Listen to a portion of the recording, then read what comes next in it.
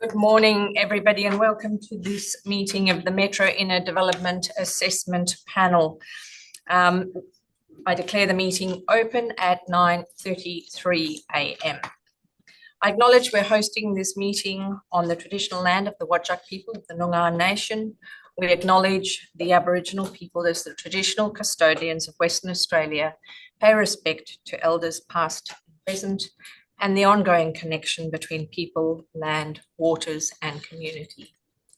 This meeting will be run in accordance with DAP Standing Orders 2024 under the DAP Regulations 2011. The meeting is being recorded and live streamed on the DAP website in accordance with Regulation 42A of the DAP regulations. Panel members may refer to technical devices throughout the meeting to assist them in considering the information before them. I'd like to take the opportunity to introduce our members present today. My name is Dale Page. I'm the presiding member today. To my left, I have in the room with me Clayton Hyam, Deputy Presiding Member, Luigi D'Alessandro, Specialist Member, and we have Councillor Bronwyn Waugh, who is our local government DAP member from the City of South Perth, with us in the room. Online, we have Councillor Glenn Cridlin. Welcome, Councillor Cridlin, also our local government DAP member for the City of South Perth. Apologies, we have nil today. We also have no members on leave of absence. Noting of minutes, all minutes of all previous meetings are available on the DAP website. Moving on to Part B of the agenda, City of South Perth. Item 1, Declaration of Consideration. Panel members need to have considered all the documentation contained within Part B of the agenda and the Part B related information that was uploaded to the DAP website. Could I please have confirmed by a show of hands that all members have read all the information? Thank you. Disclosures of interest. No declarations have been received to this point. Could I check with our local government members whether any of these items have been before you at a council meeting or a briefing? Not that I'm aware of. Okay, wonderful. Do members have any interests they'd like to declare? No. No? Excellent.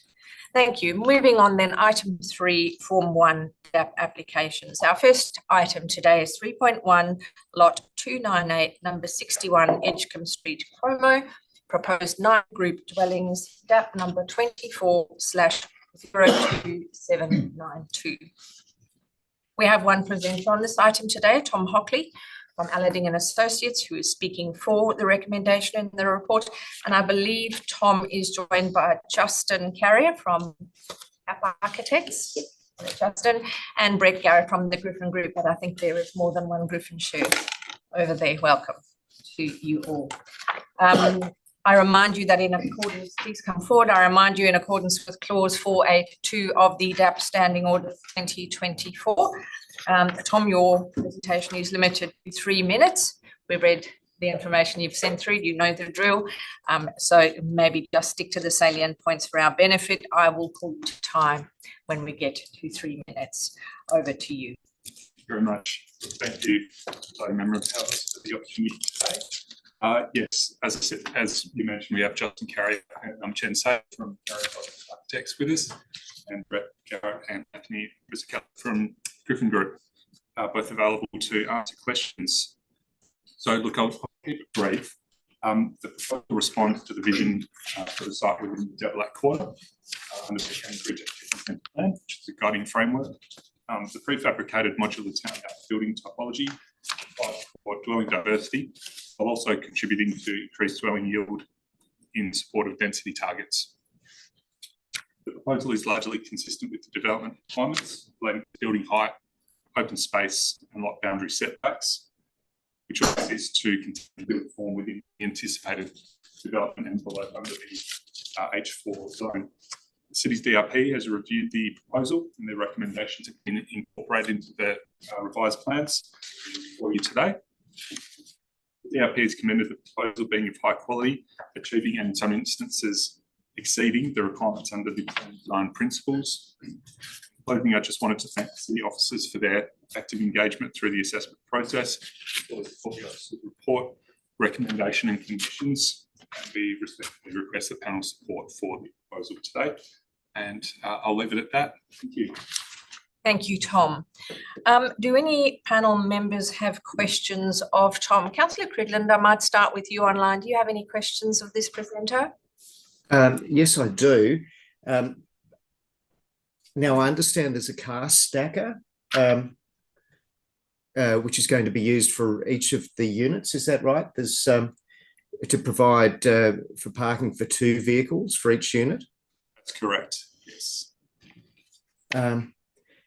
And did you have a, sorry, I've just been going through the report. I was trying to find whether you had, there's a reference perhaps on page 198. So you've decided on the particular car stacker you're going to use? Yes, we have. And the city had no issues with the particular one to accommodate appropriate vehicles in the development? Not that I'm aware of. It might be a question to the city, but yeah, we have feedback on that in particular. Thank you. Those are my questions. Thank you, Councillor. Councillor Wall, any questions? Yes, I do. I have a few, if that's Okay. okay. So first of all, the proposal does seek significant variations in relation to setbacks, facade glazing, bin storage, fencing, permeability and roof treatments. Would you accept that the cumulative impact of those non-compliances would result in the development being not compliant with the planning framework? Look, I wouldn't. I think the setbacks in question that vary relate to the street setback and the Tulip Lane setback where the proposed garage is located for apartments 1. For the most part, the side and rear boundary setbacks are compliant. And in terms of setbacks, we felt that with the landscaping proposed, the glazing and building form proposed was an acceptable response to the as I mentioned, the overall development envelope for the site. We are slightly lower than the permitted building height as well. So I think having regard to those I suppose key development form items, we're comfortable with the proposal. And from memory, we're above the open space requirement as well, with further assist to reduce bulk. In terms of fencing permeability, from memory, that relates mainly to sightline requirements for vehicles exiting onto Edgecombe Street from the parking area. We've accepted a condition to lower the fence height and create more visibility for vehicles travelling north along Edgecombe Street. Were there any other variations that you mentioned there? Glazing? Glazing, yeah. So the glazing variation, I believe, related to each end of the building, the eastern end and the western end. Originally, we had, particularly on the eastern side, we had a storeroom which projected into the setback area. We have removed that and relocated the store to the upper floor. And with the eastern and western apartments, they've been treated with full length windows facing east and west to provide further, I suppose, glazing opportunities for those elevations. The elevation along the northern side, along the Wutana Street side, is quite well treated with glazing, and the lift core, for example, and the upper levels all have windows which face the street to provide that passive surveillance opportunity. So and on that same point, the Cambridge Activity Centre plan requires obviously 50%, and this is proposing 20%. So are you able to expand on the rationale that you offer for the underperformance and how it would promote pedestrian safety and neighbourhood interaction? Yeah, sure. From my interpretation of the Canning Bridge Activity Centre Plan provisions, 50% activation is more. It's more to do with the mixed-use areas where you have, I suppose, a higher proportion of non-residential uses at ground floor level. In this case, because it's an entirely residential building, there are opportunities at each level, as well as the ground floor level, to activate the street, provide that visual, balance, public safety. We have permeable fencing along the northern boundary, which allows for visibility through from the ground floor level through the street. We introduced a pathway as well along the street front to provide opportunities for access and pedestrian manoeuvrability along that portion of the road. So look, I think overall the design of the building has achieved the public safety, pedestrian safety objectives. Yeah. In respect to waste management, I noticed that it proposes placing 18 bins across 2 street verges, and it also involves the removal of established verge trees. How can this be justified as a sustainable policy compliant waste solution, particularly when it directly conflicts both with the city policy and with the community expectation? Yeah, look, waste is a slightly tricky one in this instance because it is a group dwelling. There isn't any real central facility where we could provide larger bins, for example.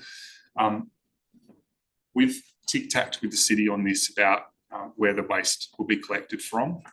Originally, what we'd had shown was bin pad on the Edgecombe Street verge and another bin pad on the Waltana Street verge.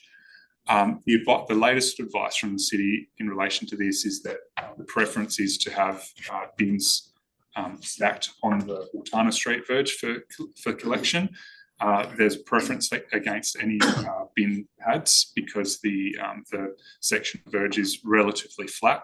So I think we'll be able to achieve quite a nice outcome without having to lose planted verge space with bin pads. And what that also means is that there's less hard stand to affect existing trees. I think as it stands at the moment, we're looking to remove 2 trees. One's dead, and the other one's literally right on the boundary, and it's in relatively poor condition. So when we considered all those factors, we felt it was an acceptable response. There's a tree also up in the north eastern corner of the block. We're looking to divert the proposed path around that to avoid the root zone of that tree as well. So we've done, I suppose, our best efforts to retain those verge trees where possible, particularly the ones that are in good condition and worthy of retention. And look, there's a good amount of deep soil planting and new trees proposed within the boundaries of the site as well, just to assist with that, with the loss of those 2 trees. Okay. Just stay with me a little bit longer. In respect to the built form and the streetscape compatibility, the Canning Bridge Activity Centre Plan does encourage built form that integrates with and responds to the existing character of the locality. Given the 4-storey scale and the reduced setbacks in what is a predominantly low-rise context, how do you justify the development's compatibility with the immediate surroundings? I think the Canning Bridge Activity Centre Plan is an area under transition at the moment. There's a real, I suppose, mixed bag of development in the area. You have your traditional, conventional single dwellings on large quarter-acre blocks. We've got some dwellings that have been subdivided into 2 side by side or battle axe formation. And you've got the array of new development occurring in line with the Activity Centre Plan provisions, which include 4-storey apartment buildings. There are some examples of 4-storey townhouse developments like this, and then towards Canning Highway you have 6 to 8-storey built form. So in terms of the building envelope that I've been speaking about, in terms of the 16-metre height, 4-metre boundary setbacks, the open space requirements, development's really in line with what is anticipated in the in this locality, building height, form of Future, I think. the future. Yes. In terms of accessibility, I note that the rooftop terraces are a prominent feature, but there's no lift access. So that will exclude a proportion of the community.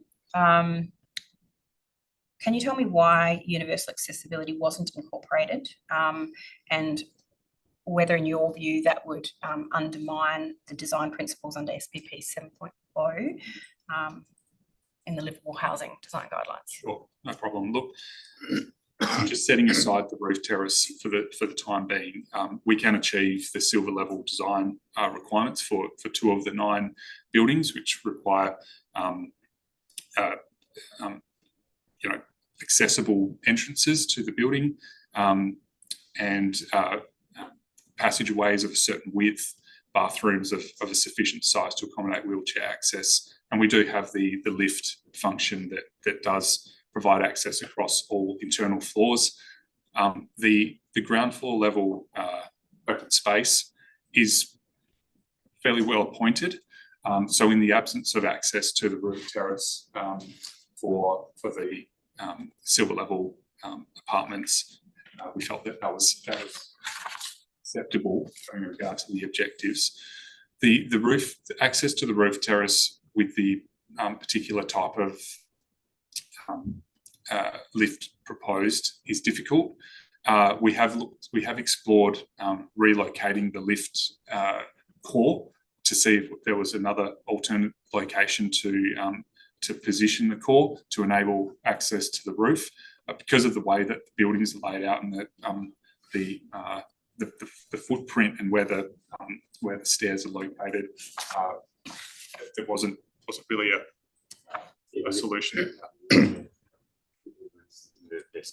Yeah. So it was really the best spot identified for the site. Yeah, and so I suppose for the majority of users, we're comfortable that provided a reasonable response to it. And just coming back to the setbacks again, so there are portions of the development that has setbacks as low as 30 centimetres, which is well below the 4 metre requirement.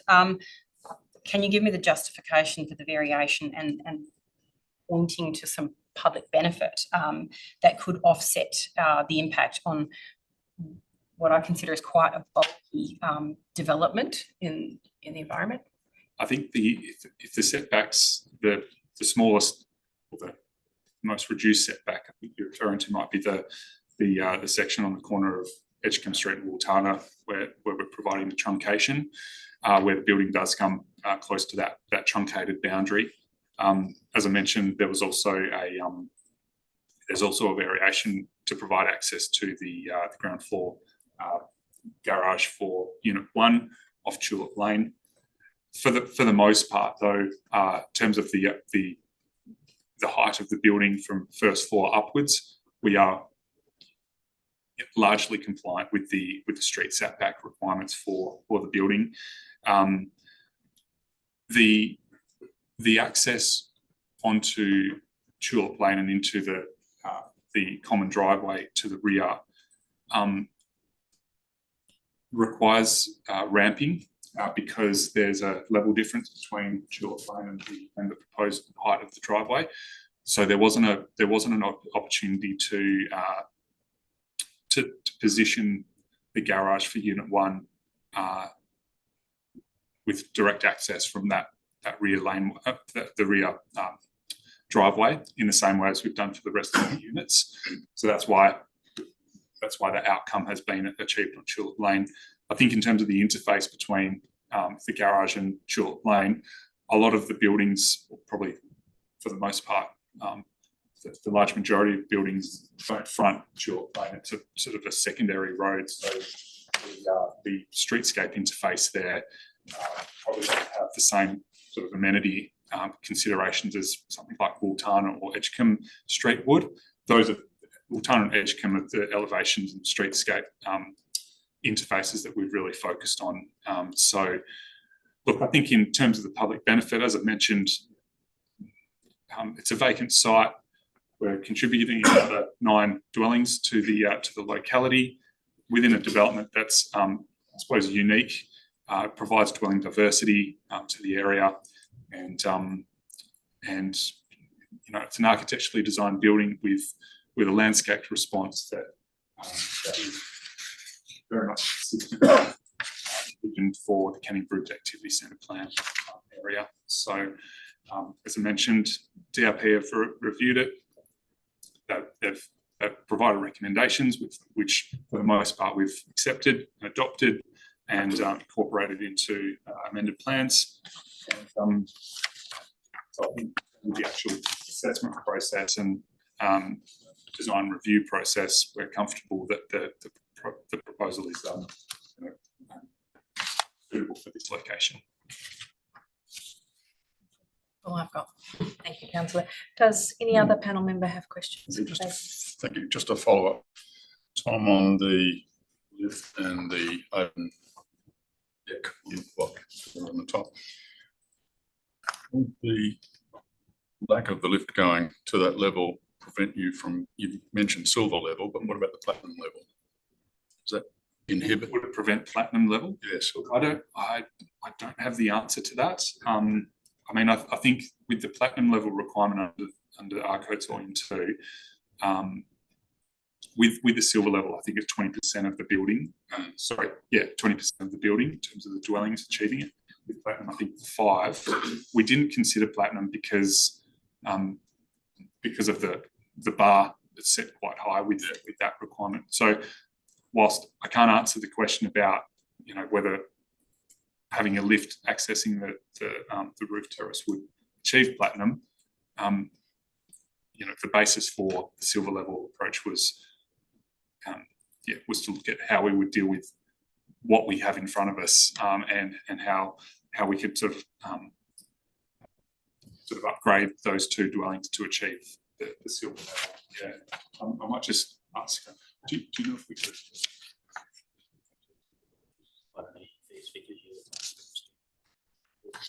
The other means of providing the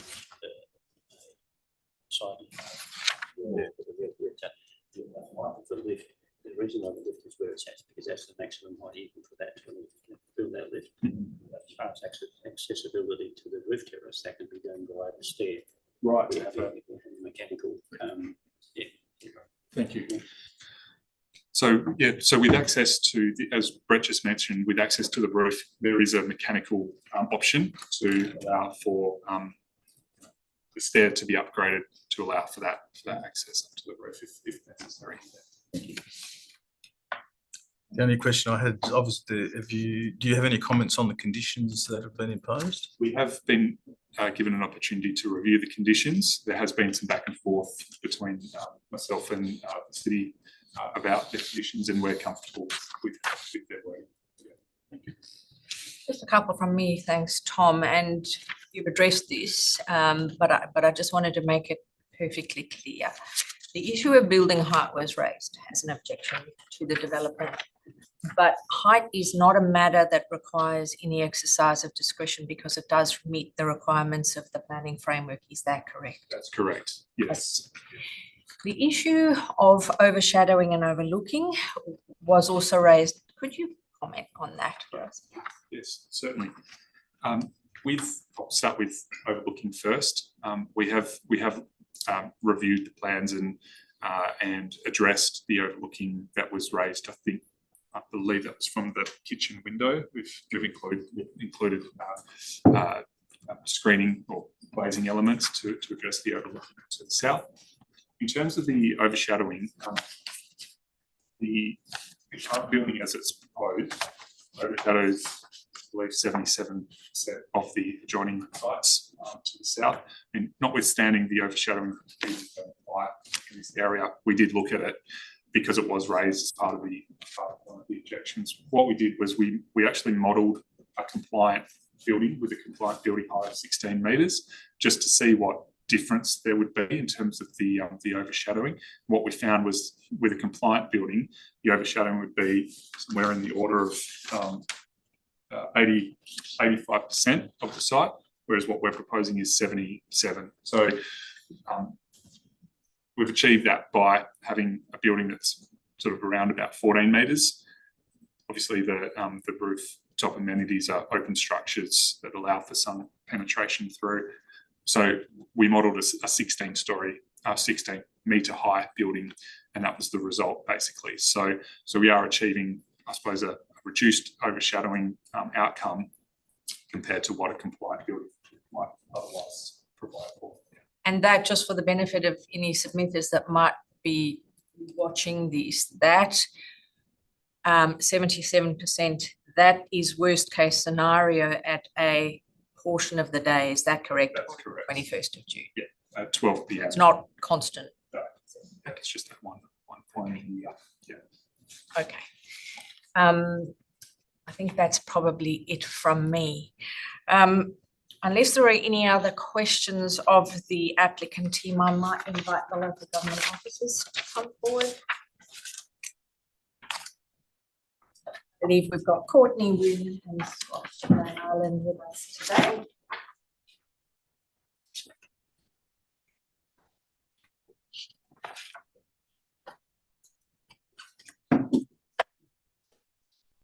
Councillor Cridland, do you have any questions of the city officers? I do, Madam Presiding Member, and it's in relation to the subject that I raised with the previous presenters, and that's in respect of parking. And I've read the city's RAR report, and hopefully they may have it in front of them. If so, I'd refer them to page 14, where there's a reference to element 18 parking, about a third the way down the page. And of course, element 18 in the Canning Bridge Activity Centre plan is the bit that sets out the requirements for parking in this area, in respect of the number of car parks, for example. No particular reference to car stackers in the activity centre plan that I can recall, although in the rest of the city there have been historically conditions imposed. So my question to the city is, in the report, under element 18 parking, there's a paragraph, but it's on colour-bond fencing rather than anything to do with parking. It seems that there's no reference to parking at all in the city's report.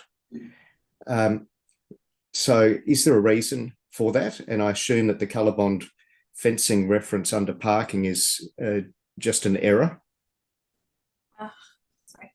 It's actually not an error. So the parking section of the Canning Bridge structure plan is the section where we assess vehicle sightlines, and that's why that section about fencing has been included there. The report only goes into detail in relation to matters where the applicant is seeking discretion. In this instance, the parking is compliant. In fact, it's actually double what is required. They only require one car bay per dwelling. Providing the car stacker, they've actually provided two per dwelling, which is... Historically, the council and the city has taken the view that a car stacker is one bay, and has imposed conditions in respect of the minimum requirements, as far as height, for example, load-bearing capacity as well, and dimensions. Is there a reason that such a condition has not been suggested or proposed by the city on this occasion? So they only require one parking bay. If they want to provide an additional bay via car stacker, it's actually not required. So it's not something that we would mandate via a condition, because they may actually opt to not provide that because it's not actually a minimum requirement. Okay, that's my questions. Thank you, Councillor Cridland. Councillor Wall, questions of the officers? Yes, largely along the same lines as my questions that I had previously to the developer. In terms of the cumulative impact, do you accept that clause 67 of the regulations, obviously the city has to consider the cumulative impact, not just each individually. So can you just comment a little bit on how the city has considered and assessed that? So as part of the assessment, as you suggest, we assess each element of the proposal against the relevant element objective of the R codes or the objectives of the Canning Bridge structure plan, whichever apply. And on balance, when we've assessed each one individually, we don't believe the cumulative impact is detrimental to warrant a refusal. We believe the application can be supported, subject to a few conditions about the fencing. And we also note that the proposal was supported by the design review panel as well. Oh, okay. And then moving on to the waste management, obviously the local planning policy states that no more than 8 bins are to be placed on the verge. This proposal considers 18, which is quite significantly higher across 2 verges. So can you tell me why the city supported a development that directly conflicts with our own planning policy? So this development application was lodged prior to when this policy was being contemplated by council. Which it went to council first, I believe, in November or December last year, and then it went out for advertising, was finally adopted in March. So it was a due regard document for majority of the assessment of this application.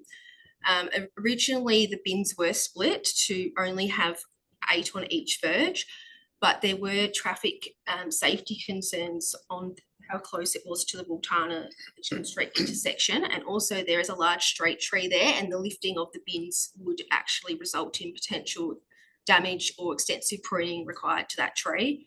So in order to preserve the tree and to maintain, I guess, traffic safety, in this instance, we believe that discretion should be applied to allow the bins to be on the Wultana verge where there's less obstruction.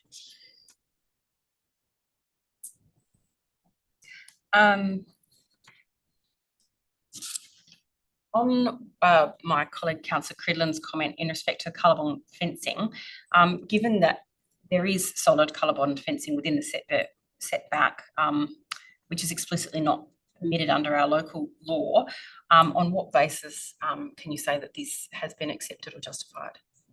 We don't support the colour-bond fencing at all in the street setback area. Conditions have been recommended to make that to be a permeable fence to make sure the streetscape and sightlines are maintained. Okay. And then in respect to the accessibility to the terraces on the top, can you tell me why was a proposal supported that features the terraces without the lift access, which would exclude people with mobility concerns? It's our understanding to achieve silver level, you only require access to one outdoor living space, in which they have got on the ground floor, which would be fully accessible. So the roof terrace would be an additional space, and the applicant did submit justification that they could install those like chair lift things that go up the stairs if required to access the roof terrace.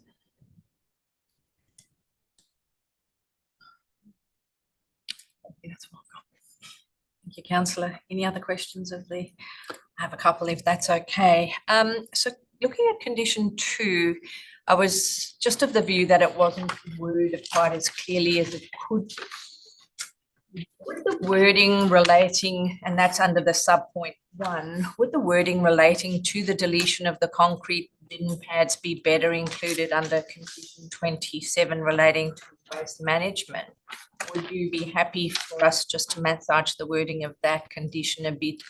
And I guess what I'm thinking is, if you would like to keep that under that condition, then the condition could read, the development shall be in accordance with the approved plans, including any amendments to those plans as shown in red, save that in the event of any inconsistency between the approved plans and a requirement of the conditions set out below, the requirement of the conditions shall prevail. One such amendment is the deletion of concrete bin pads within the road reserves. So it was just a bit clunky for me, the wording. Would you prefer to keep that sub-point under 2, or would you be happy to shift that to 27? Keep it under 2, just because the bin pads are development approval plans, not just in the All right, thank you.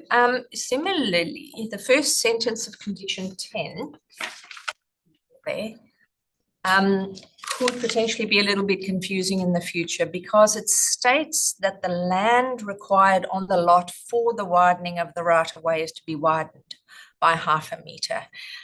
Should we reword this condition slightly to refer to the 0.5 metre portion of the lot required for the widening of the right-of-way? So I guess an amended condition could be prior to occupation of the development, the 0.5 metre wide portion of land on lot 298 required for the widening of the public right-of-way and a 3 metre by 3 metre truncation shall be accurately shown on the diagram, and then the condition follows. Does that? Yeah, we'll be happy with that wording. Okay, all right.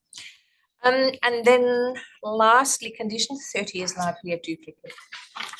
Condition 29, would you be happy for us to delete 30? I think 29 is a little more explicit.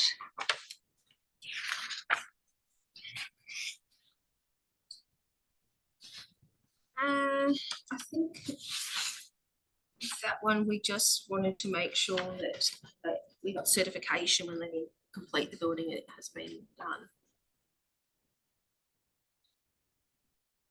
It just looks to me that it's almost identical except for the subpoint 1 that you've inserted into 29.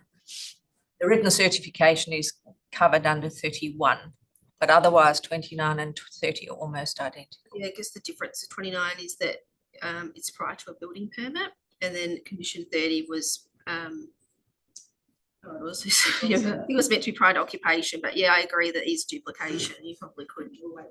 So I think condition 30 duplicates 29. Condition 31 deals with prior to occupation and the certification. Okay. Thank you. That's all the questions I have. We might then move, unless there are any other questions of the city officers, we might move to the report. And in front of us, we have a responsible authority report with a recommendation for approval subject to a number of conditions. Do I have a mover and a seconder for the recommendation in the report before you? Does anyone wish to move? I will move it then. Does anyone wish to second the recommendation for approval? Thank you. Clayton. I am.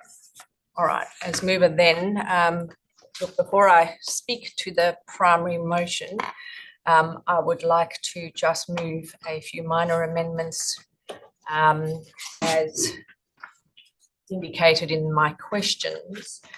I would like to amend the first sentence of condition 2, change the word shows to shown,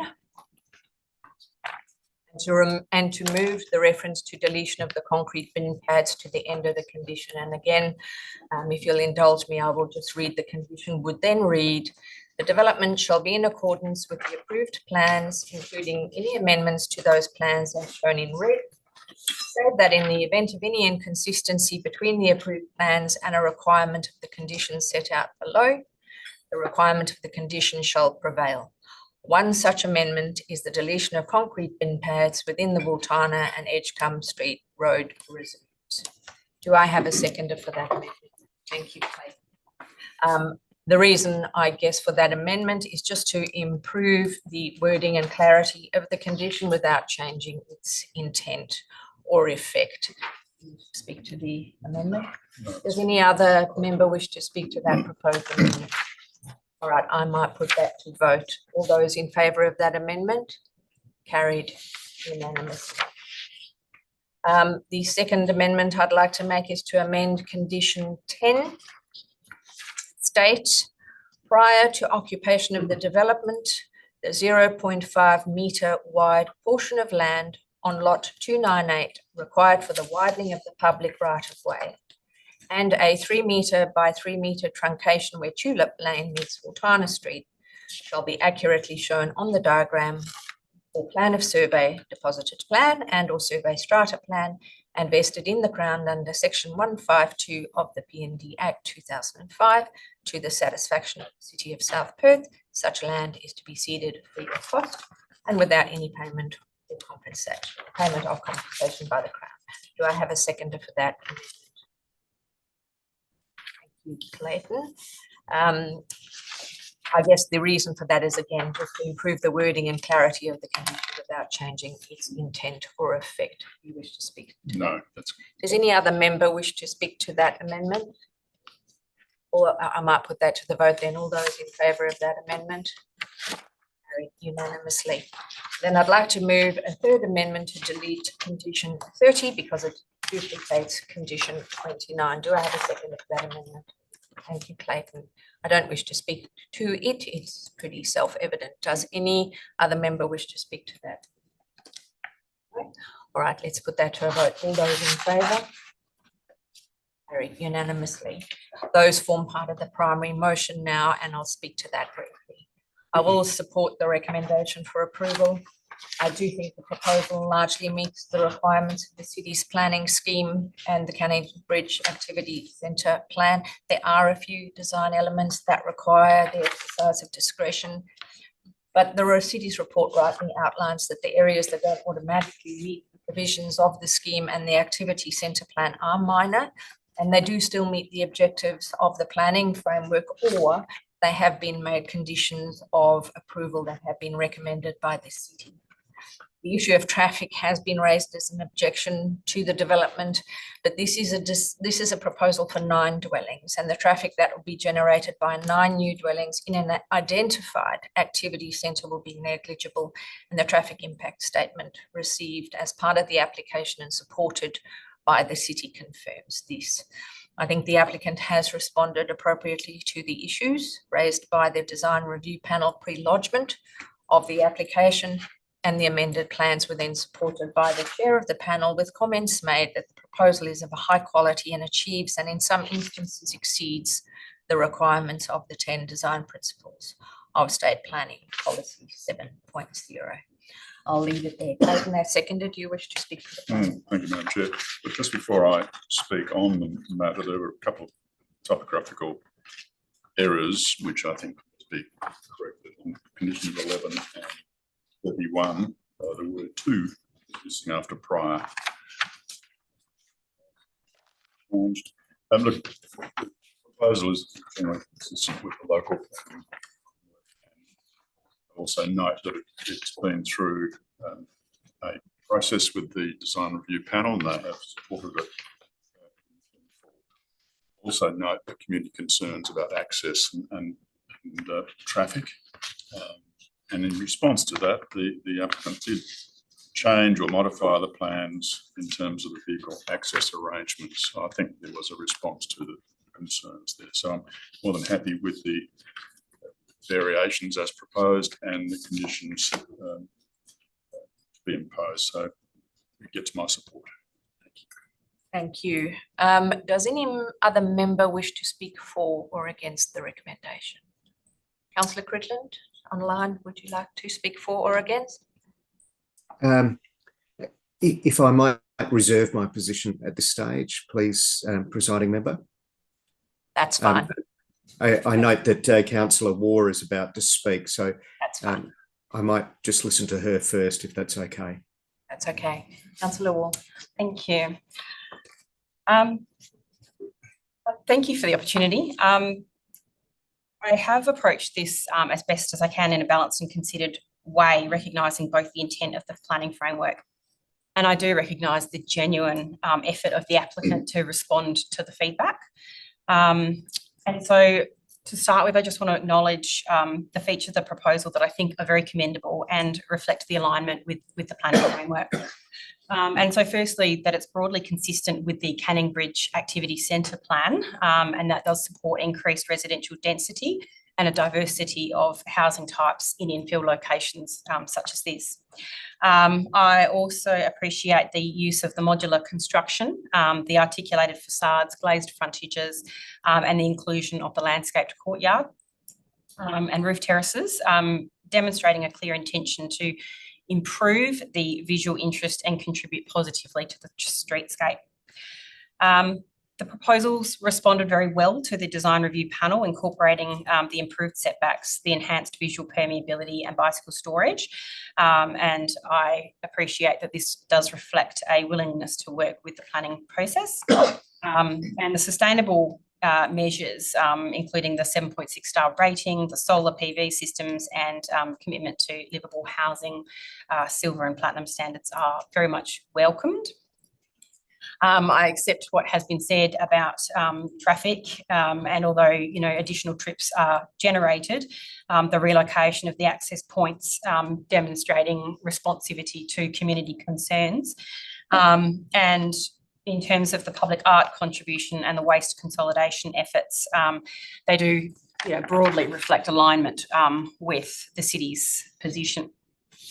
My concerns, as you know, I have raised them through my questions. Setbacks and bulk. Some of the setbacks are very, very small, and that is a big concern for me, well below the 4 to 6 metres that is required under the activity centre plan. And in my view, it has the effect of having an excessive bulk, particularly on Tulip Lane and Edgecombe Street, creating the built form that dominates the street and doesn't really provide meaningful relief or transition to the lower density properties. The glazing, I think, is also a concern. The requirement being 50%, I think it's at 19.4, just below 20 on Edgecombe Street and Tulip Lane. So that significantly reduces the passive surveillance and it weakens the pedestrian interface and creates a sense of enclosure and detachment from the public realm. So I'd really like to see it where it's working together. In terms of amenity and privacy, the 4-storey height with the absence of lift access to the rooftop, proximity to existing residential homes, it does raise concerns about overlooking and overshadowing and loss of privacy. And obviously, it's a bit constrained at the moment. So I guess it's difficult to lack the transition in the height and the massing. And in terms of the waste management, the proposal seeks to place 14 bins on Wultana Street and 4 on Edgecombe Street, which is a total of 18 when only 8 are permitted. I did hear what the city had to say about that, and preservation of trees is very important.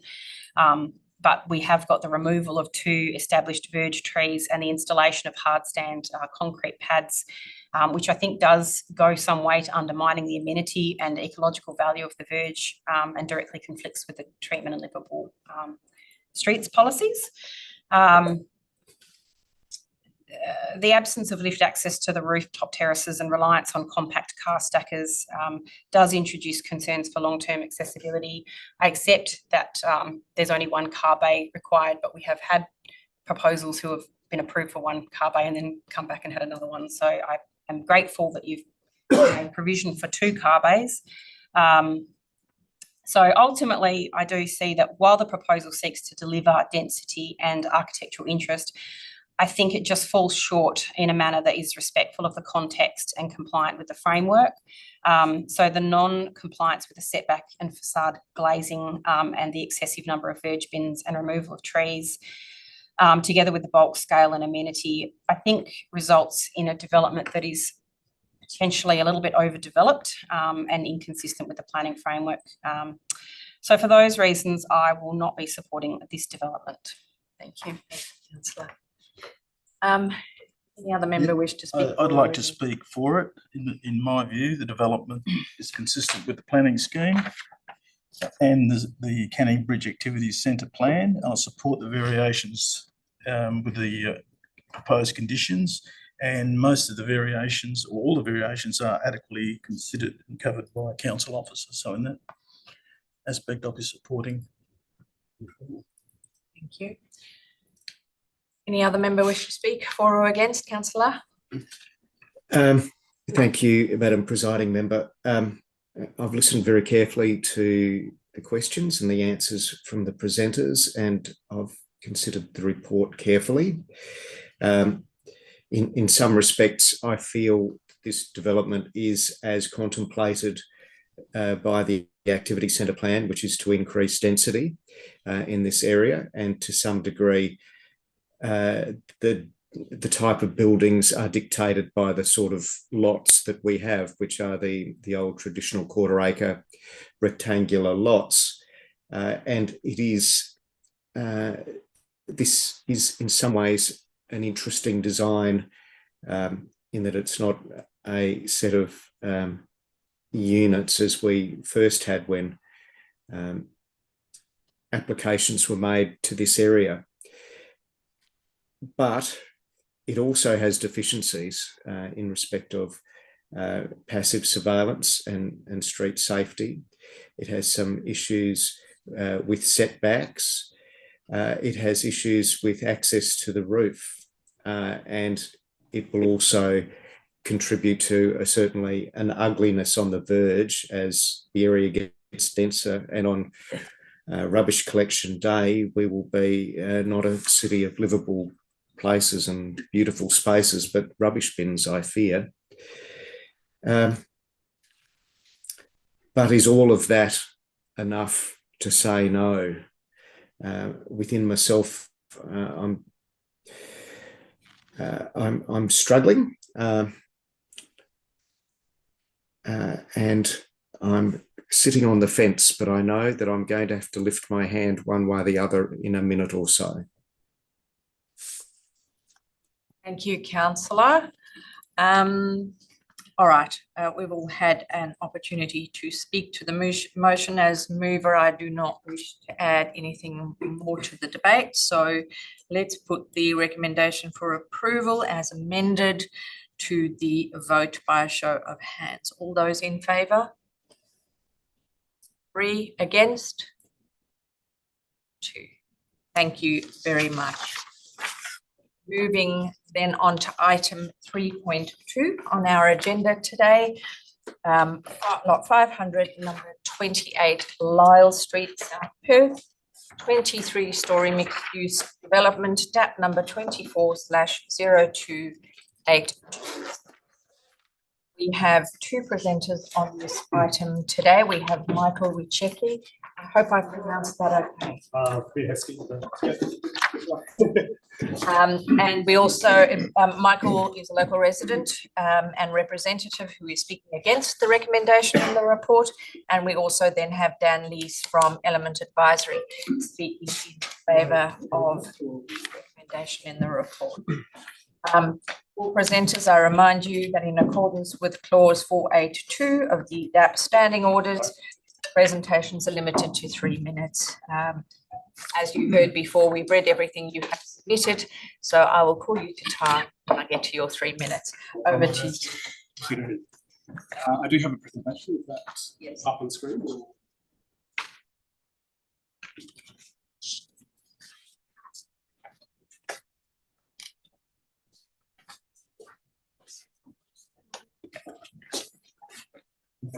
And this is essentially a PowerPoint. How do I make this? And it will go. Okay. Thank you. My name is Michael Wicecki. I'm a council donor for the sanctuary in South Perth, and I'm also a technical engineer. After reading through the documentation, I feel the impact of 28 Lyle on our complex has been significantly downplayed. And I've come here to present, I guess, to provide some visual context to support my submission, which is on pages 244 and 245 of the documentation. Just an overview of the sanctuary, shown in the red hashed line there in proximity to the proposed development. Comprises 21 to 29 Hardy Street and 39 Labrador Road. There's 40 lots, 39 of those are residential and 1 is a business at 35 Labrador. In terms of orientation along Hardy Street, essentially all the living areas are facing north, bedrooms to the south, and obviously all the natural light to those units is coming from windows facing to the north. Just to provide elevation context, I've overlain both structures here. The sanctuary is about a 3-level structure, typically with a roof level that's similar to the proposed podium level. So you can see that the proposed development is very broad, very tall, and will significantly impact the direct field of vision for the sanctuary. This is obviously going to impact the natural light coming in, result in significant overshadowing as shown in the report, and significantly or negatively impact the well-being of the residences at the sanctuary. Again, facing west, just showing the actual proximity and scale of this structure. and how essentially, you know, there are other tall buildings in the area, but this is right on our doorstep. The depth of vision or the field of vision is very constrained here. Finally, looking east now, we see up to the 3 proposed basement levels. The sanctuary has just one single level common area right on the boundary with the proposed development and a below grade. So yeah, I guess wanted to highlight here that the impact of the views has been significantly downplayed in my mind, and particularly the City of South Perth are indicating that the building itself is slender in nature and that any loss of views is minimal. To contend that, I mean, you know, looking for the east and west, yes, but definitely not looking for the north and south. It's extremely wide, extremely tall. They do try to address the impact of views by stating 29 Hardy Street. They don't mention any other buildings. I better go back. They indicate that the impact of the views are peripheral in nature. If we just go back to this, if you're looking at 23, 25, 27, it is by no means peripheral in nature, it's direct. Additionally, the City of South Perth are referring to images that have been taken from 21 Hardy Street at the top floor, whilst they are talking about 29 Hardy Street. So there's a bit of a error there. And just provide some additional, just provide some additional context there. Some photos that I've taken from ground level. Probably that bottom left one there. I'm standing in the lot of 28, looking towards the sanctuary, and you can see the north-facing windows there. 2 windows per unit, providing that light into the into the living area. We're at your 3 minutes, so Okay. I can ask you. It is, yeah. Or you can. Oh, yeah, I've got 2. Just that's that done. I just have 2 other. Yeah. Briefly as well, other concerns. I have several concerns. One of them is obviously the basement or the proposed basement level. There's 3 proposed basement levels. There really isn't a good track record of constructing deep basements in South Perth. High groundwater table, granular soils. We know we've had issues with, it's publicly known about the issues with Civic Heart, Aurelia as well. So my concerns of developing or trying to put a 3-level basement here actually goes to 4 for the water tank, obviously quite high. Particularly when I see things such as putting ground anchors as a primary means to support these walls. Finally as well, another, obviously just looking at the drawings, services. Now, I'm not sure, this isn't discussed in the report, but essentially right on the boundary with those, we can see there's, in the drawings, it's indicated to be services. On one of the plans, it shows that these are mechanical and hydraulic. I don't know what it is. The open gate fence structure indicates that there are equipment there. I'm concerned about the noise emissions that will come directly across the fence to our living areas. I'll wrap it up there. I have several other things, but obviously they're some of the main things I have concerns with. Thank you for your time. That's all right. Thank you very much. Please stay there just for a second, if you don't mind. Councillor Cridlin, do you have any questions of this presenter? No, I don't. Thank you. Councillor Wall? No, I don't. Thank you. No, thank you. I just wondered if your expectation, obviously the land would be developed eventually. Yeah.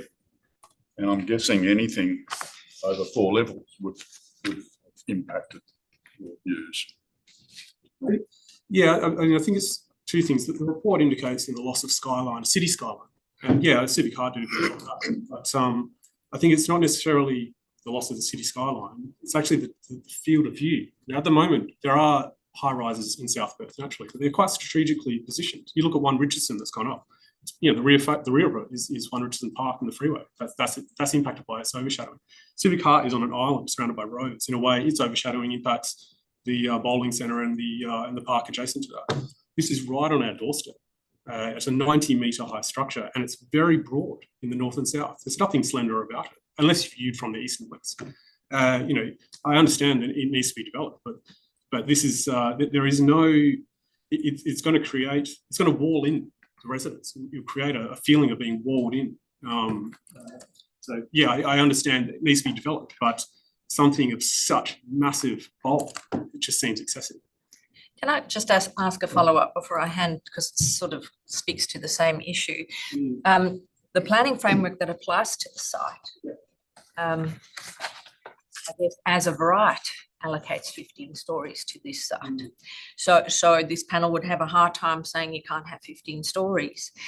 What are your, if it was developed at 15 stories, do you think that it would have less impact on the residents of the sanctuary? I think a lower high building would have less impact. I mean, you're talking about the natural light. As the building goes up 90 metres up, it naturally is going to impact the amount of light coming in. That'll impact the view. I mean, stood in front of Civic Park just the other day, the 23-story building, at the proximity of where it would be. It's the entire sky. Vertically up just to see any blue. So yeah, definitely a low height building. Sorry, I interrupted you. Anything more on that? But I guess not only that, I think it's also the width of the building. You know, this is a very, very wide structure. One Richardson is actually similar width in the north and south as One Richardson, but One Richardson is much lower in height in that sense. Thank you, Michael. Yeah, Doris, thanks. Our next presenter today is Dan Lees from Element Advisory, speaking in favour of the recommendation in the report. Yeah. Good morning, panel members, and thank you for the opportunity to speak in support of the approval of this important residential focused mixed use development on the corner of Wild Street and Labouchere Road in the South Perth Activity Centre.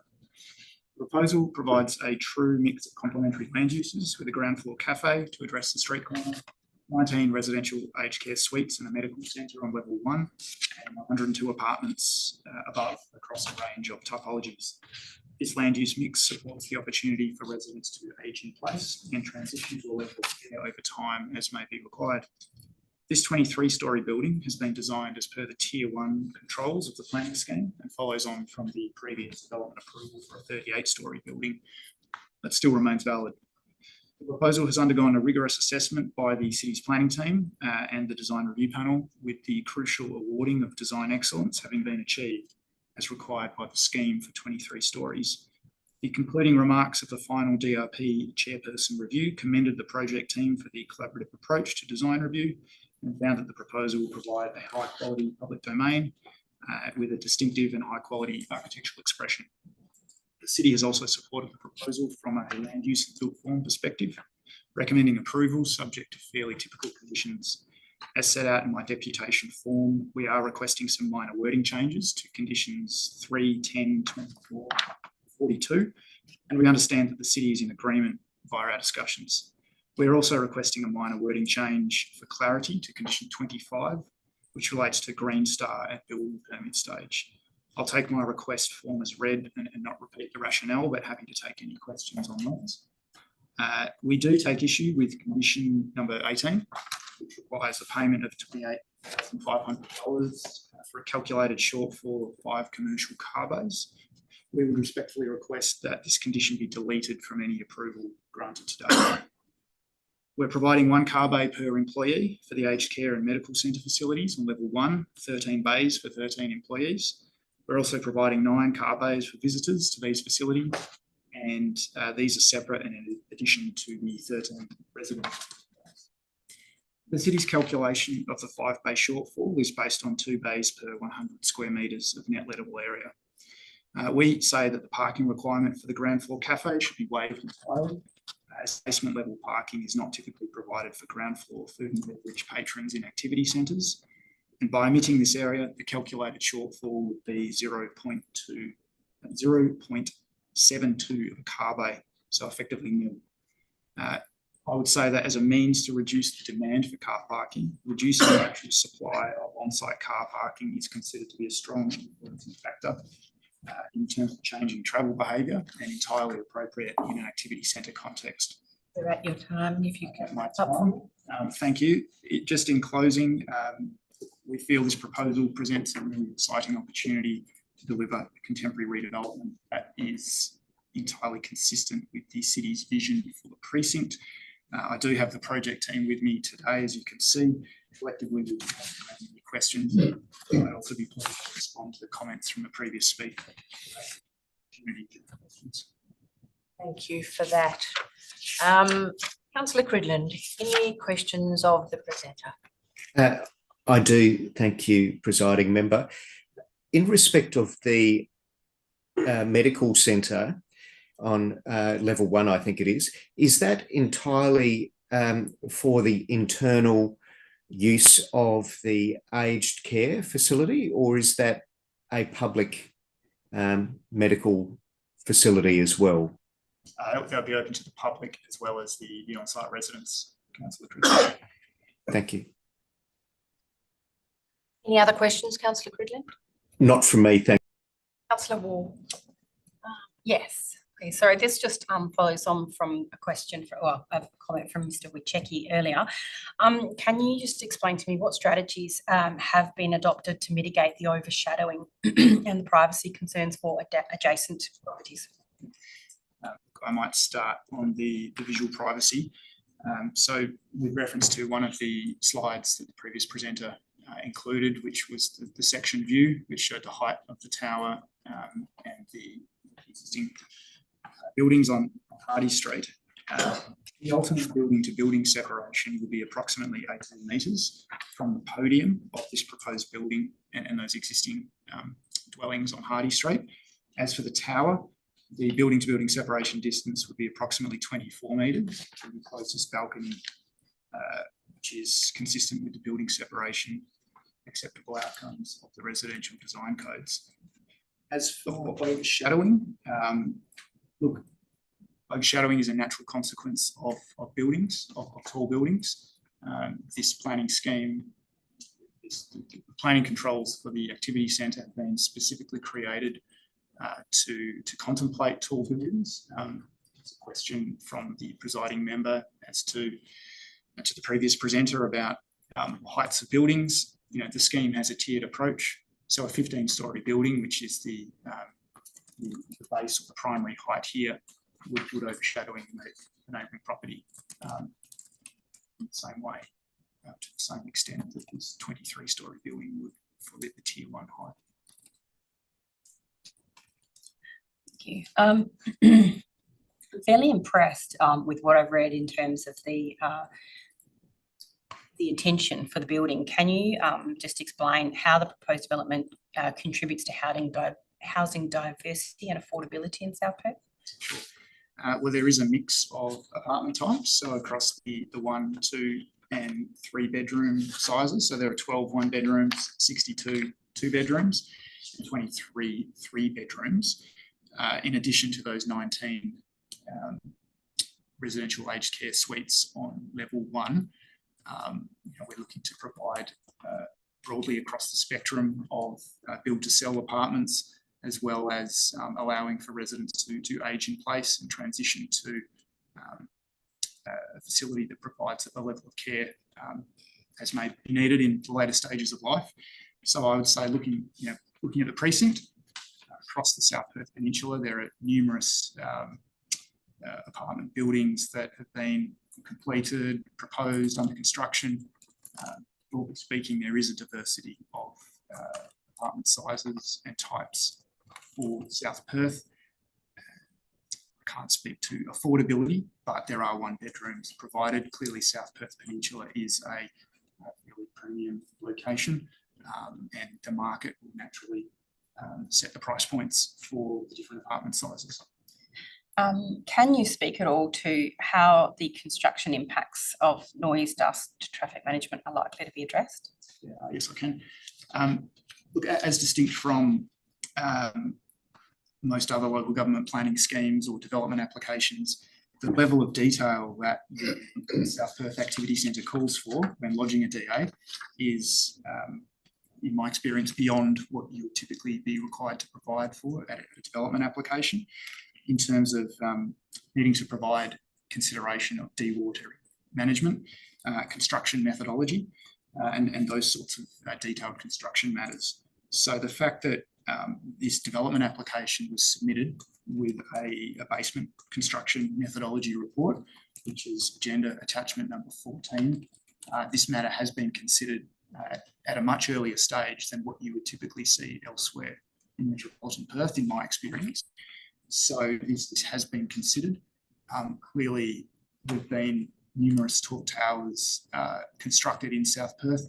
There have been some issues, as we've read in the press, about dewatering, but I believe there's a technical solution to every problem. Let's look at the Netherlands water tables. There's clearly a solution here. So I think these matters can reasonably be addressed through the conditions of planning approval. Construction impacts, traffic and noise. There are conditions that will deal with those matters.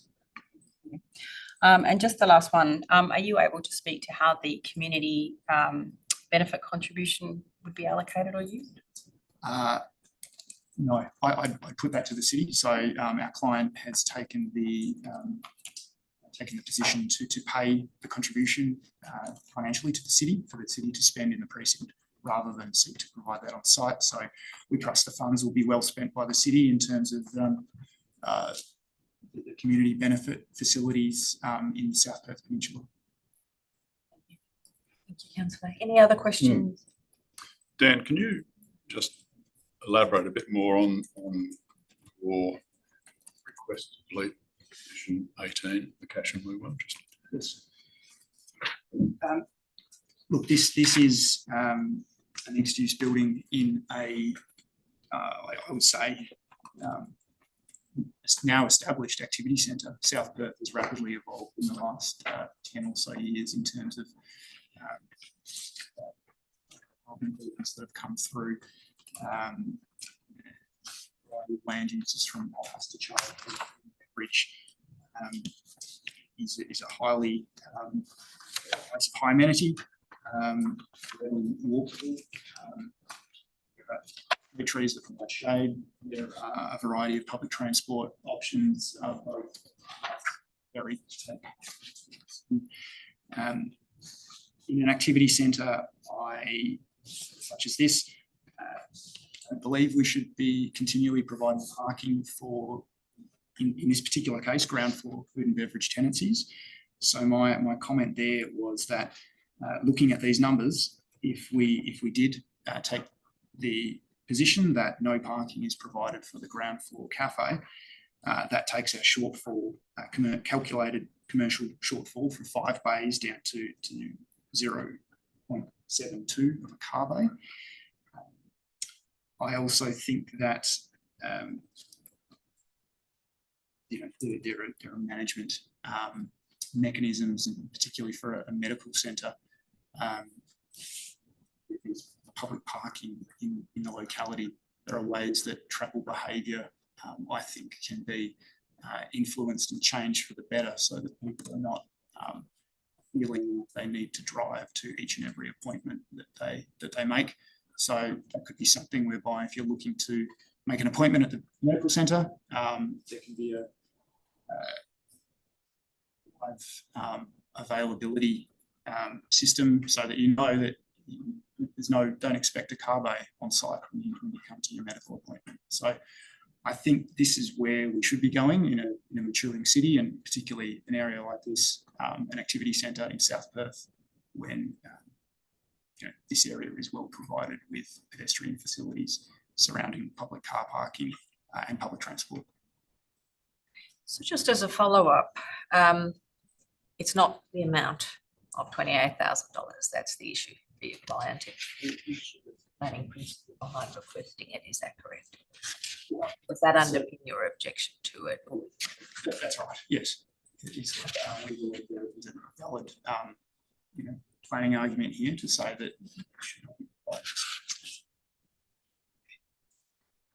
I'm fine, thanks.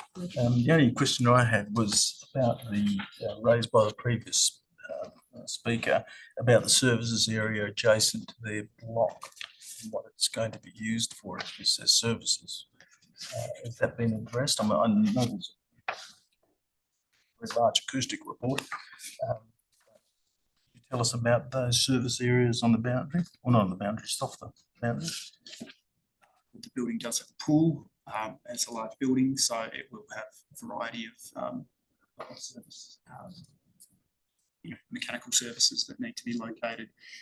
They are proposed to be screened. The acoustic report will deal with it, and we would rely on the acoustic consultant to ensure that we are achieving compliance with the environmental protection noise regs, and that will be documented as part of this next phase towards the building permit. The height of that structure is approximately 4.9 metres. The planning scheme envisages or permits a boundary wall of 2 stories in height, so I think 4.9 metres probably sits below what the planning scheme contemplates, being 2 stories. Thank you. That's all. Just one question from me, thanks. Dan, you've asked us to amend condition 24 Include the wording unless otherwise approved by the City of South Perth at the end of the condition. But wouldn't this wording be more appropriate at the end of the first sentence of the condition rather than at the end? Great suggestion, happy with that. Thank you for that. No more questions for this presenter. Thank you. You can take your seat, and I will invite Courtney Scott to the table from the City of South Perth.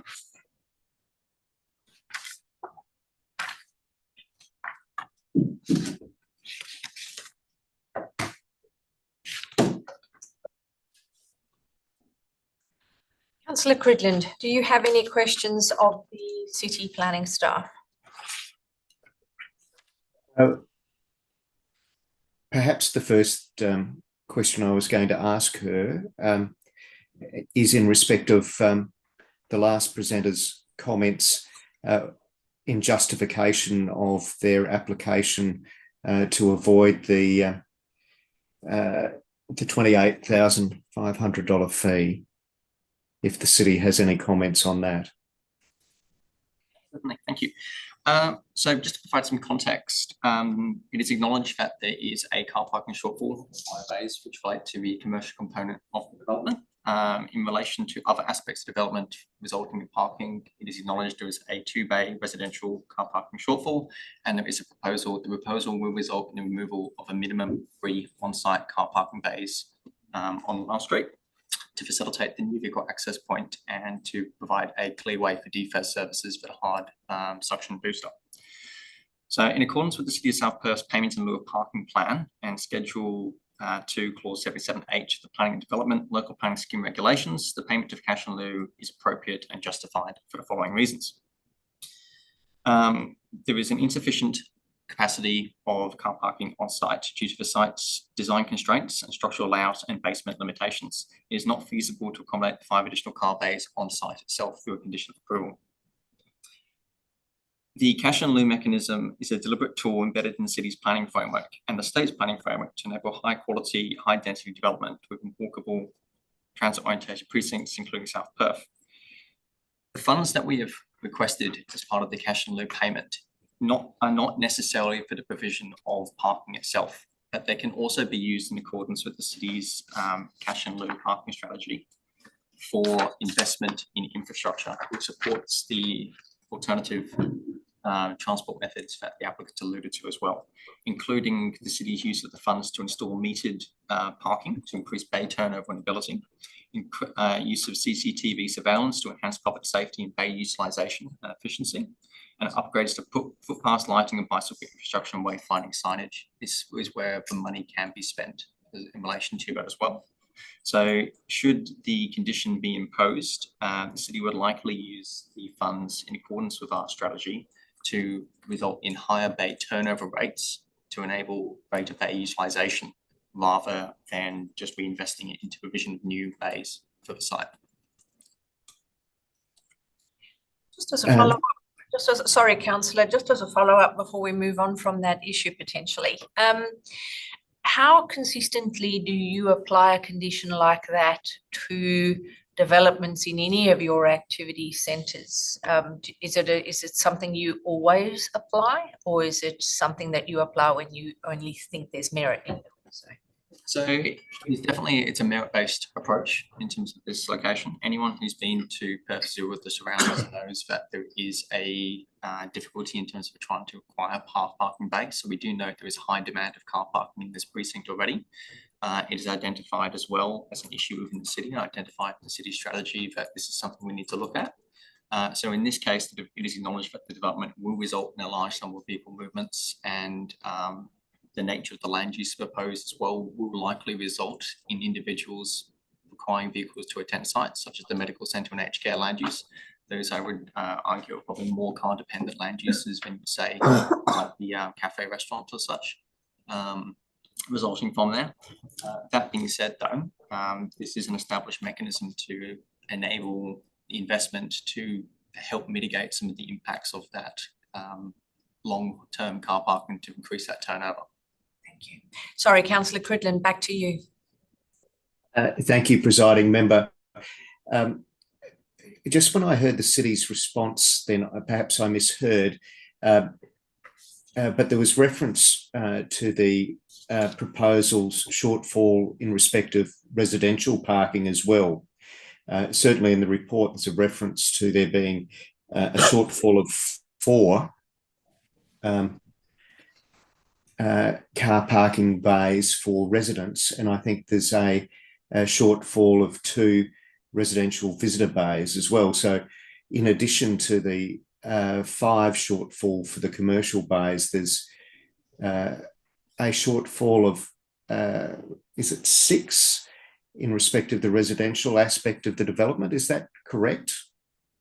So the development has 102 dwellings, and as a result of that, they're required to provide 102 bays under the framework. In terms of the shortfall, it relates to the visitor parking component only. They're required to provide 15 visitor bays. They're providing 13 visitor bays for the residential component.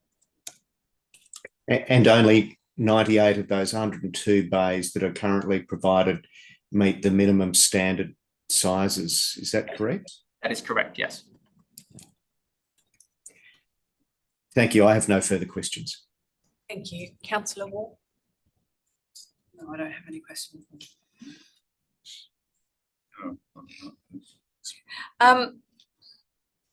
Just a couple from me. So I note that 3 on-street parking bays need to be removed to accommodate the development. Is it at all possible to relocate those bays on the frontage of the site somewhere else or nearby? Yes, so we've imposed a condition that recommends we line marking some of the bays when everything's sort of settled, and we'll probably wait until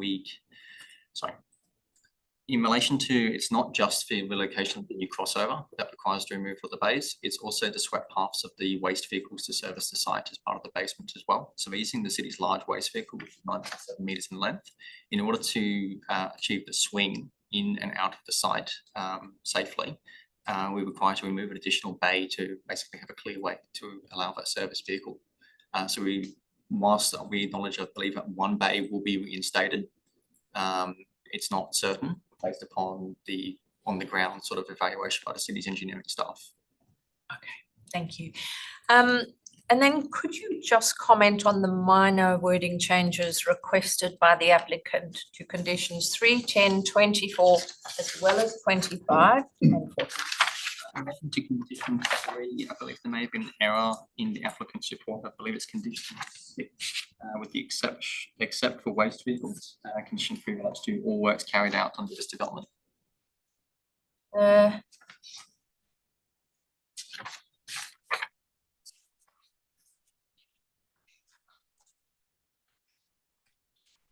Yes. So no issue with the amendment to condition 6, no issue from the city for the amendment to condition 5. No issue with the revised wording in relation to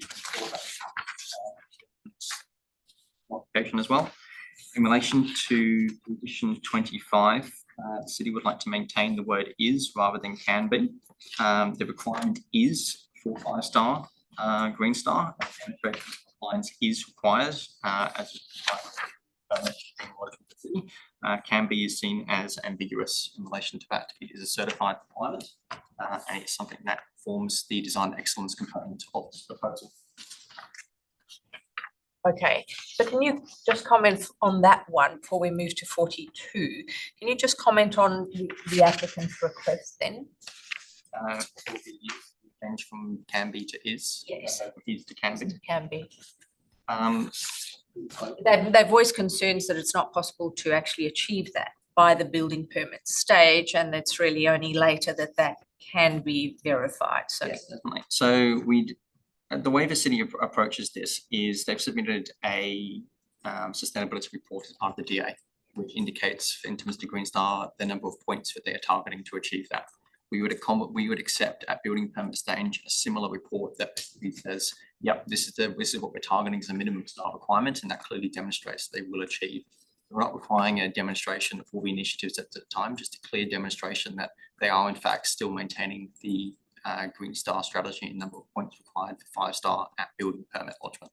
And that is standard practice with all your applications. Correct. Anything that is achieving design excellence that requires a stringent and certified approach, that is the approach the city is taking. Okay. Can you comment on the wording change to condition 42? The city has no issues with the proposed wording change. So the only change that we'd probably suggest is changing the word awning to the word works, in case there are external works that aren't just relating to awnings, which may require the same level of indemnity. Okay, thank you for that. Last question, and it comes back to the issue of views and overshadowing, which are always thorny issues when we're dealing with density. So from your perspective, could you explain what you think the impact on views would be for the adjoining neighbours from this development in comparison to the 15-storey primary height limit of the structure plan? I'm not even going to go to the 38-storey because that was dealt with, but the 15-storey. So it's always a challenge, especially in activity centres and areas like this that are considered as areas in transition. So you've got situations where you've got the adjoining properties who have been developed under a previous framework, under the previous guiding principles. Then there's been a significant change with the imposition of South Perth KCP. In terms of the difference in terms of height, for a property immediately adjoining the site to the south, the difference between a 15-storey development and development of this scale in the city's opinion is probably negligible in terms of those impacts. What is sort of important to note as well is that the shadowing impacts are always measured at the worst case scenario. So as part of this proposal as well, we have reviewed shadow diagrams during both the summer and the winter periods at different points of the day. And we do believe that there is maintained meaningful access, especially in the early morning and afternoons in relation to the site. Spaces.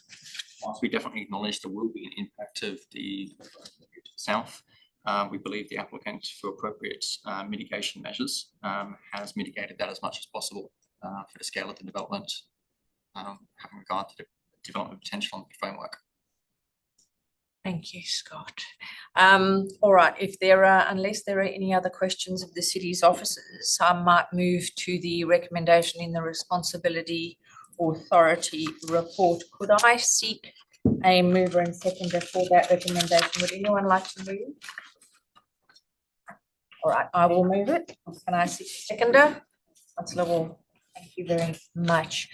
Again, look, before I speak to the primary motion, I'll move a few minor amendments, and I'm going to do these individually just so that it's easy to capture in the minutes and so that it's clear to anybody watching online or looking afterwards.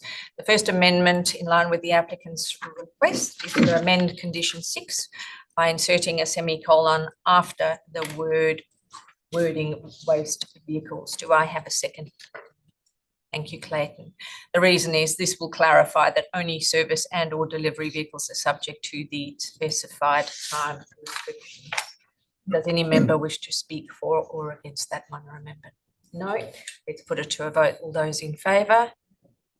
Carried unanimously. Then I'd seek to amend condition 10 to include the words with the submission in the first sentence. The condition would then read, prior to or in conjunction with the submission of a building permit application as requested by the applicant. Do I have a seconder for that? Thank you, Clayton. The reason being the phrase with the submission was missing, which was grammatically incorrect. Unless any member wishes to speak for or against that amendment, I will put that to the vote. All those in favour? Carried unanimously. Then I'd like to amend condition 24 to include the wording unless otherwise approved by the City of South Perth at the end of the first sentence of that condition. Do I have a seconder for that? Thank you, Clayton. The reason is this will allow some flexibility to account for the scenario where an existing street tree is in poor health and needs to be removed prior or during construction. Does any member wish to speak for or against that amendment? No. All right, then I will seek all those in favour of that amendment. Carried unanimously. like to then seek to amend condition 42 to add the words "where works are proposed outside the boundaries of the subject site" at the beginning of the condition. Do I have a seconder for that amendment? Thank you, Clayton.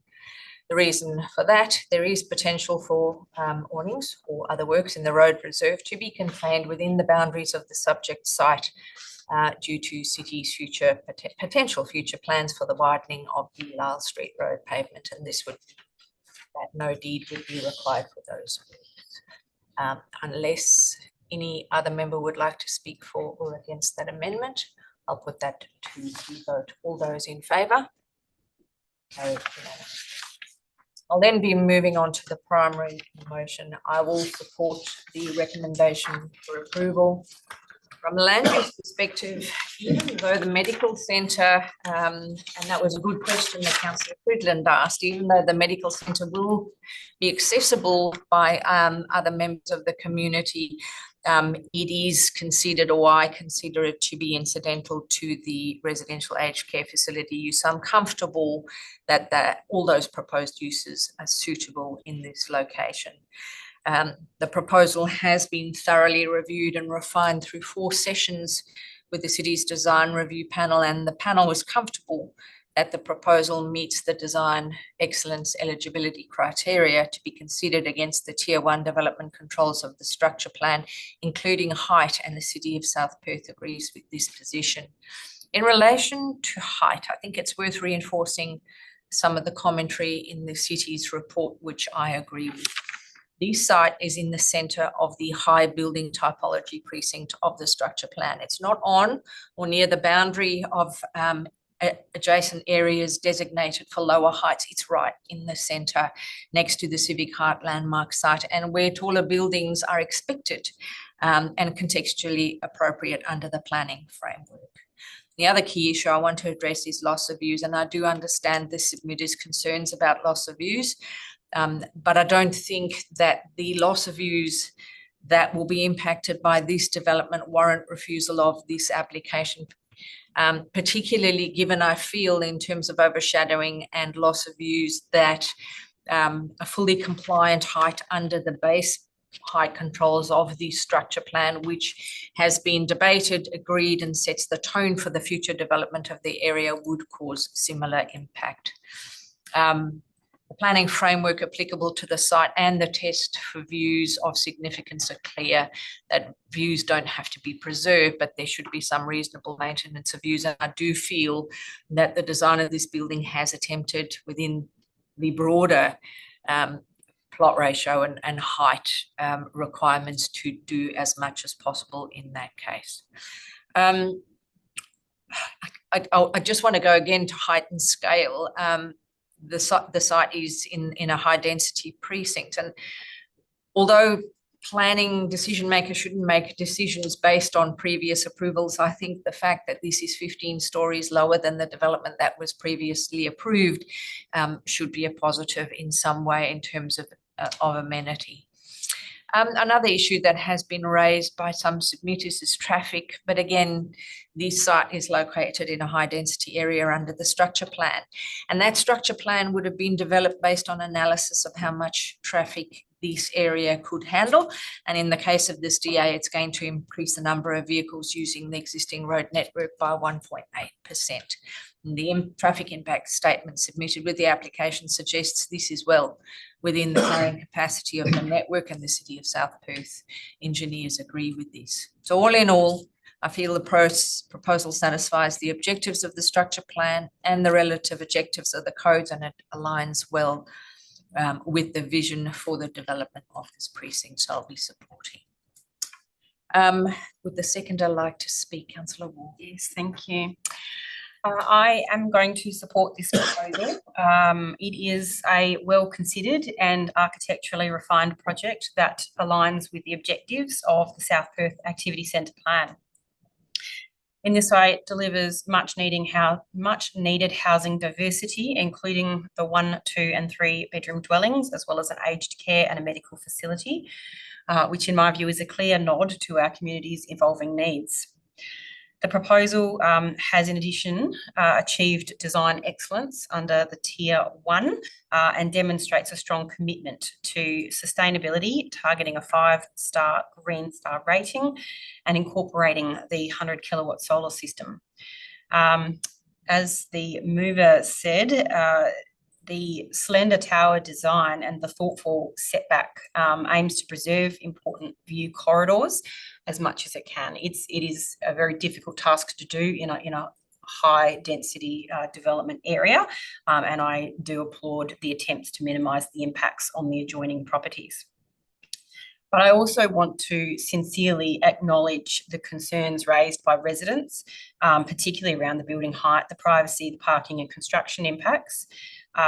These are valid concerns and they're very understandable. Development of this scale inevitably brings disruption and change. However, I do note that out of nearly 1,000 letters sent, we received only 19 objections. So although it's a signal that there are concerns, there is also broader acceptance of the site's potential. And I think importantly, as you also mentioned, the proposal replaces a previously approved 38-storey building with a more modest 23-storey structure. So in my view, it is a step forward in balancing the community expectations with the strategic intent for our precinct, one that promotes vibrancy, livability and accessibility near to key transport and service hubs. So this land will be developed, obviously being located where it is, but it's about finding the best and most appropriate development for the location. And in that way, I do commend the efforts of the applicant in refining the design through the design review panel process, and in this way, I do support the officer's recommendation for approval subject to those conditions. Thank you. Thank you, Councillor. Councillor Cridland, would you like to speak for or against the recommendation? Thank you, Madam Presiding Member. Yes, I'd like to speak in support of the application. But first of all, I'd like to address the presentation by Mr. Wiheki. And first of all, I'd like to say that I don't disagree with anything he said in his presentation. It will no doubt have a very significant impact on the way they live as neighbours to this very large building, albeit significantly smaller than the previously approved one. So fully acknowledge that it is going to be a big difference for them. I have, from a personal perspective, a lot of sympathy for them. If I lived there, I would not want that built next door either, because it'll change their beautiful outlook. But I don't think those matters are sufficient reasons from a planning perspective, given the framework that we have for this area, to refuse the application. I'll make a couple of other comments. I think it is interesting to have potential for ageing in place in this building. I think if that happens, that'll be very positive, because people, it'd be nice for people to remain in their community that they are so attracted to, that they can stay there, to the end of their lives and don't have to move to another suburb. My question in relation to the medical facility is because not only in respect of its use, but from my perspective, people who are sick tend to travel by car to medical facilities. So I think you do need to not discount parking requirements for medical facilities, because when you're sick, you don't really want to walk or catch an Uber or get the bus. You just want to get there and see the doctor. So I think parking is already an issue in this area. It's very difficult to get a park on the street now, in particular when there is hockey on at Richo, or when people are going to take their kids to the South Perth Zoo. And we're losing 3 more on-street bays as part of this development. So parking's an issue, certainly not a reason to refuse it. I feel sorry for the neighbours, but I think generally overall for the community, this is a positive development for the city of South Perth and the people who live in it. That's all I wish to say. Thank you, councillor. Does any other member wish to speak for or against? Clayton? Thank you. Yes, look, I entirely agree with the previous speakers. It is a difficult situation in an area in transition. I feel sorry for the neighbours. However, this is an area which will change rapidly over the next few years, and there will be a number of people affected, but it will be a passing thing. I also note the comment made by Councillor Cridland about the mix of uses, and I agree. It's interesting. I actually did see a previous application in South Perth for a similar thing, but I'm not sure that one went ahead. But it is worthy of support to have that ageing in place ability there.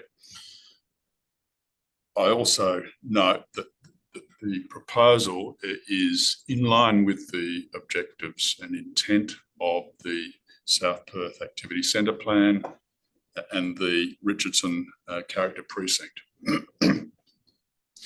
I was initially going to support the deletion of the condition around cash in lieu for parking, but I was swayed by the officers in their comments about how they would use, which is not a large sum of money, but how they would use that money to improve the turnover of parking in the street. And so I'm more than happy now to leave that condition as it is. So, as has been said already, this is a very, very good design. It's been through quite a rigorous process with the design review panel, and I fully support the proposal. Thank you. Without repeating everything that I agree with what everyone said, I'll be supporting the proposal. I understand, I've taken into account the adjoining owner's concerns, but I feel that it has been dealt with. I mean, this building is well articulated in my view, and is in a high density and height precinct and consistent with the intent of the Richardson character area. It is an area of transition, and I do understand the concerns of the residents, and I've taken that into account. I'll be supporting it. I also was swayed by the council officer's explanation of the parking, because obviously I'm not a big fan of parking cash in lieu, but on the basis of what they articulated, I'm happy to support it. So on that basis, I'll be supporting the recommendation. Thank you very much. As mover, I don't wish to close with any further commentary, so I will put the recommendation for approval to a vote by show of hands. All those in favour? Carried unanimously. Thank you. Item 4, Form 2 DAP applications. We don't have any for consideration today. Item 5, Section 31 SAT reconsiderations, also none on the agenda today. Part C, other business, SAT application and Supreme Court appeals. SAT applications for this DAP are listed on the DAP website, one of which does relate to the City of South Perth, namely a proposed childcare premises at number 44, lot 15, Park Street, Homo. With that, I declare the meeting closed at 11:16 a.m. and thank everyone for your attendance, both in person and online. See you next time. Thank you.